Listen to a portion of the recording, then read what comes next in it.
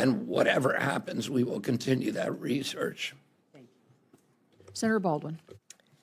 Thank you, Chair Capito. Secretary Kennedy, very quickly, when I ask you for information or my staff asks your staff for information, do you commit to responding? Yes, Senator, of course. And when might I expect a detailed operational plan? I've referenced in my opening statement the fact that 530 programs or activities, when you provided that information, had an asterisk in place of a dollar amount. When might I expect the detailed plan?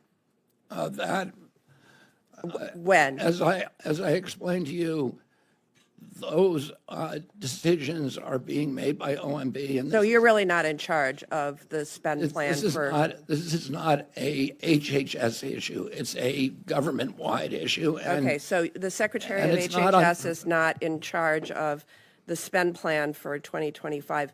I'm going to move on. Research funded by the National Institutes of Health has pioneered the development of new technologies and cutting-edge treatments, including immunotherapies that are saving lives and giving millions of Americans suffering from devastating diseases more hope and more time with their families.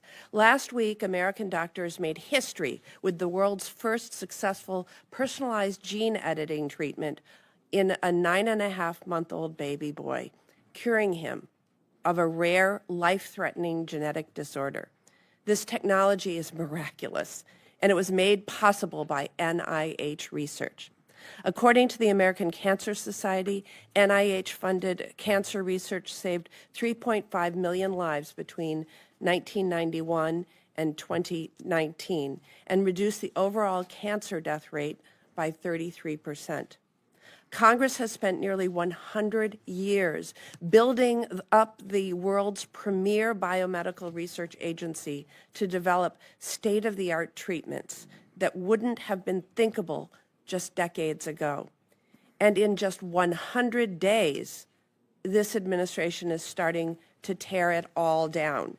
NIH has awarded nearly $3 billion less in funding. So the graph on on my right, $3 billion less in funding compared to the same period last year. That's more than 3,200 fewer grants.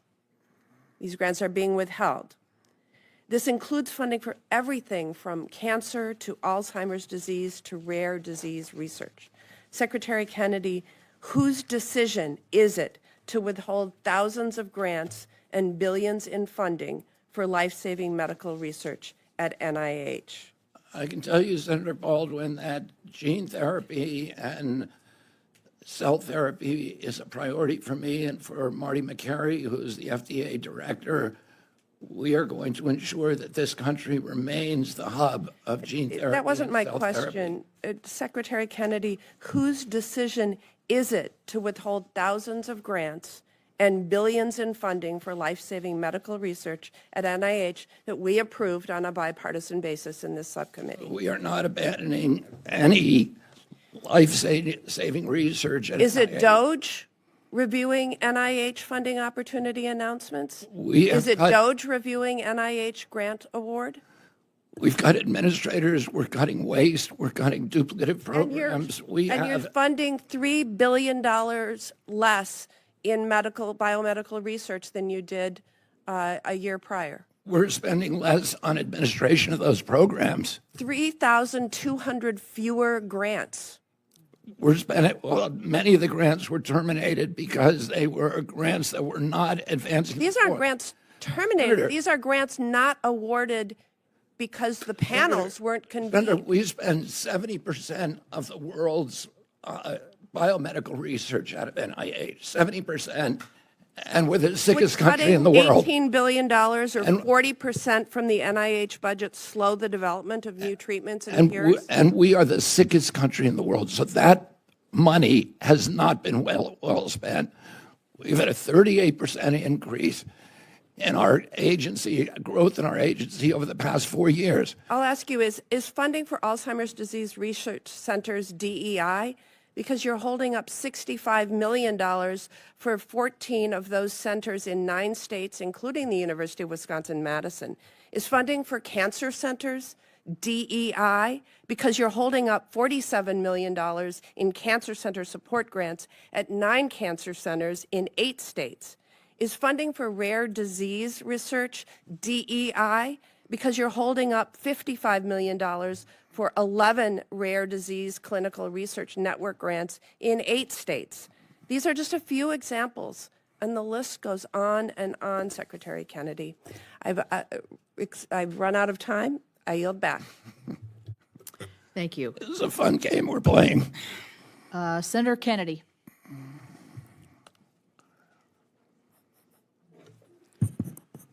Mr. Secretary, how many employees were there at HHS when you took over?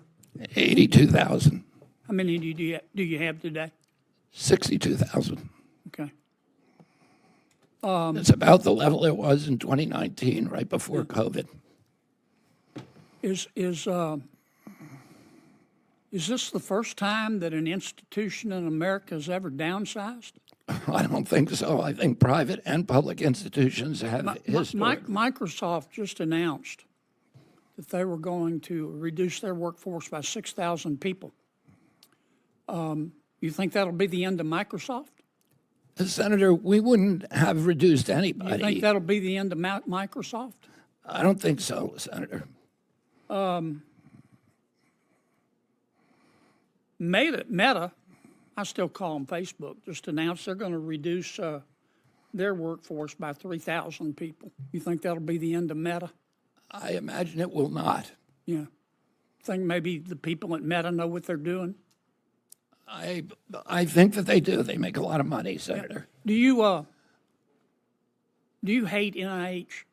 I love NIH. I grew up with NIH. I visited when I was a boy. I love science, and those were my favorite afternoons, visiting the labs. Do you hate medical research? No, I think we need to lead the world in medical research in this country. In fact, isn't it true, Mr. Secretary, that you would like to see more money spent on medical research? Obviously, I'm the secretary of this department. No secretary wants to see his budget cut.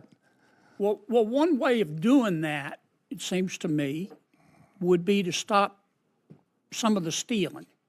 And let me tell you what I mean by that. Let's suppose you give NIH gives a university $100 million to research, for medical research, to research a cure. And that university takes $30 million of it, doesn't spend it on the research. They use it to subsidize the rest of their university. Does that show a commitment to medical research? No, and I mentioned before the example of Stanford, which was taking 78% in indirect costs, and we don't know what they were spending. That's theft, isn't it? It's not a good in way to Louisiana, spend we call federal that stealing. taxpayer dollars. We call that stealing. Is there any doubt in your mind that a lot of universities are taking this NIH money, which is supposed to be spent on medical research, and using it to fund other parts of their university? Is there any doubt in your mind, Bobby? Oh, and Senator, the other people who are writing grants, like the Gates Foundation, the Rockefeller Foundation, they pay 10% to 15% in indirect costs. We were paying 50, 60, 70%. So, in fact, what you're doing is adding money to medical research. We will be able to fund many, many, many more studies by eliminating that $9 billion, at least part of that $9 billion cost. Okay. I want to ask you about LAHEAP. Are you familiar with this GAO report they did on LAHEAP? I am not, Senator. They found, they audited 7 states. They found 11,000 dead people getting LAHEAP grants. You familiar with that? No, but that is pretty typical of many of the other programs that we're working with. They found prisoners getting grants, didn't they? Were they using the grants to heat their jail cell? They found 1,000 federal employees getting the grants with federal salaries that greatly exceeded the income limits. They found some of those folks living in million-dollar homes.